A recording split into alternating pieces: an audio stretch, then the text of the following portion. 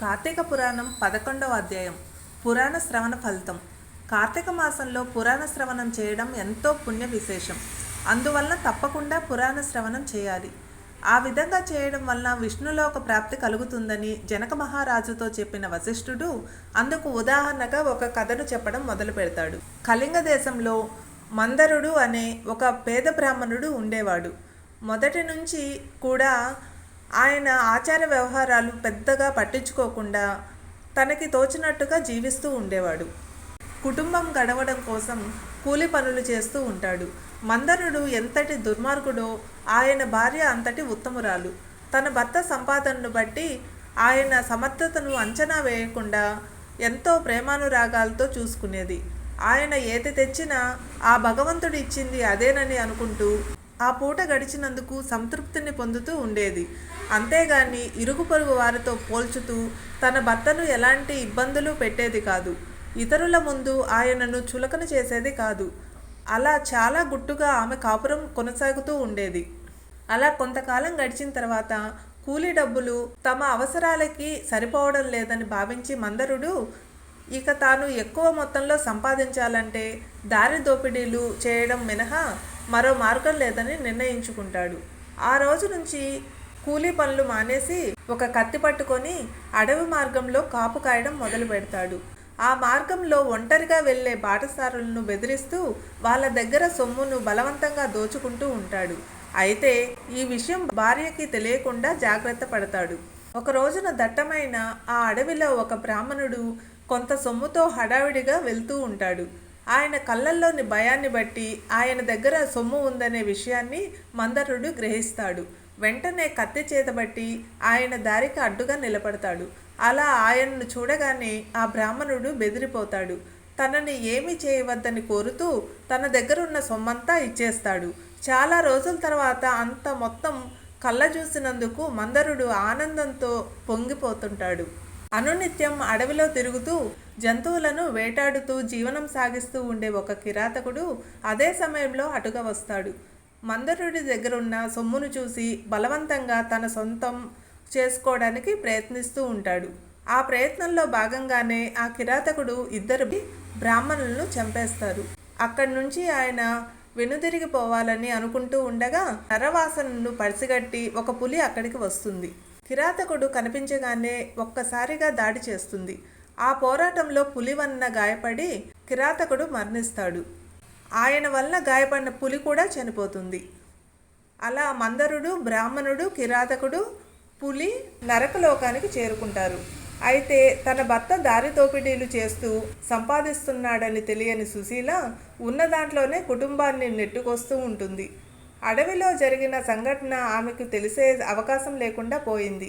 కానీ జీవనోపాధి కోసం బయటకు వెళ్ళిన భర్త రోజులు గడుస్తున్నా రాకపోవడంతో ఆమె మనసు ఆందోళన చెందుతూ ఉంటుంది. అదే సమయంలో ఒక సాధువు ఆ ఊరికి వస్తాడు. ఆయన దర్శనం చేసుకున్న ఆమె తన భర్త కనిపించకుండా పోవడం గురించి ఆవేదన వ్యక్తం చేస్తుంది. ఆ సాధువు ఆమెకి ధైర్యం చెప్తాడు. కార్తీక మాసంలో పురాణ శ్రవణం చేయడం వలన మనసుకు ప్రశాంతత చేకూరుతుందని, పాపాలు తొలగిపోయి పుణ్యలోకాలలో స్థానం లభిస్తుందని చెప్తాడు. ఆ రోజున కార్తీక పౌర్ణమి అనే విషయాన్ని గుర్తు చేస్తాడు. తాను పురాణ పఠనం చేస్తానని, అందుకు ఏర్పాట్లు చేయమని అంటాడు. దాంతో ఆమె తన ఇంట్లో అలికి ముగ్గులు పెడుతుంది. ఒత్తులు చేసి కార్తీక దీపం వెలిగిస్తుంది. తన ఇంట్లో పురాణ పఠనం జరుగుతుందని చెప్పి చుట్టుపక్కల వారిని పిలుచుకు వస్తుంది. అలా అందరితో కలిసి పురాణ శ్రవణం చేస్తుంది. పురాణ శ్రవణం గొప్పతనం వలన ఆమెలో భక్తి పెరుగుతూ వెళ్తుంది. అత్యంత భక్తి శ్రద్ధలతో పూజలు చేస్తూ అనుక్షణం విష్ణునామస్మరణ చేస్తూ ఉంటుంది. ఒకవైపున భర్త కోసం ఎదురు చూస్తూ మరోవైపున దైవారాధన చేస్తూ కాలం గడుపుతుంది. కొంతకాలానికి వయసు పైబడడం వలన ఆమె చనిపోతుంది. ఆమె కోసం దివ్య విమానంలో విష్ణుదూతలు వస్తారు. ఆమెను తీసుకుని విష్ణులోకానికి బయలుదేరతారు.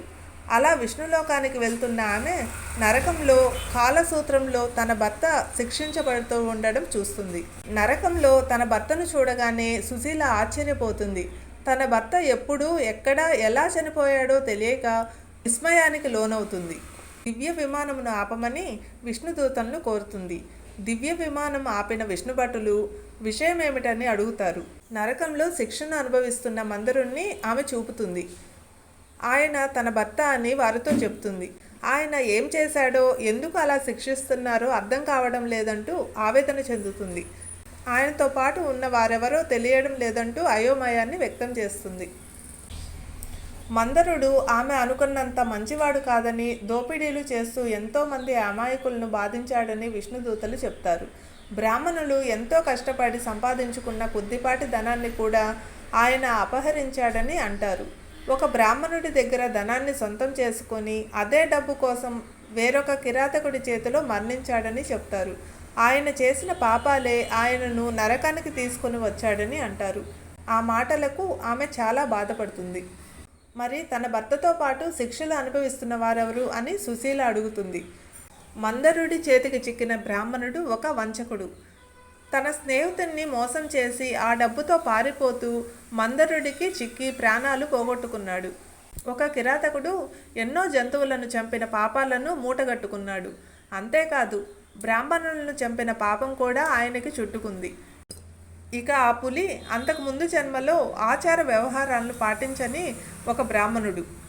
అందువల్లనే వీరంతా నరకానికి చేరుకున్నారని విష్ణుదూతలు చెప్తారు.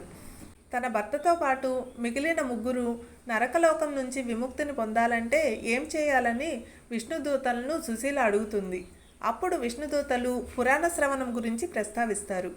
ఆమె చేసిన పురాణ శ్రవణం పుణ్యం గురించి నలుగురికి 4 భాగాలుగా దారబోస్తే వాళ్లకు నరకం నుంచి విముక్తి లభిస్తుందని చెబుతారు. దాంతో కార్తీక పౌర్ణమి రోజున తాను కార్తీక దీపం కోసం ఒత్తులు తీసుకురావడం, ఒత్తులు చేయడం, దీపం వెలిగించడం, పురాణ శ్రవణం చేయడం అనే 4 భాగాల్లో నుండి ఒక్కొక్కరికి ఒక్కో పుణ్యాన్ని ధారపోస్తుంది. దాంతో వాళ్ళందరికీ ముక్తి లభిస్తుంది. వాళ్ళంతా కృతజ్ఞతలు తెలియచేయడంతో సుశీల విమానం విష్ణులోకం దిశగా సాగుతుంది. కార్తీకంలో పురాణ శ్రవణ విశేషాన్ని తెలుసుకున్న జనకుడు వశిష్ఠ మహర్షికి సభక్తికంగా నమస్కరిస్తారు. కార్తీక పురాణం 11వ అధ్యాయం సమాప్తం.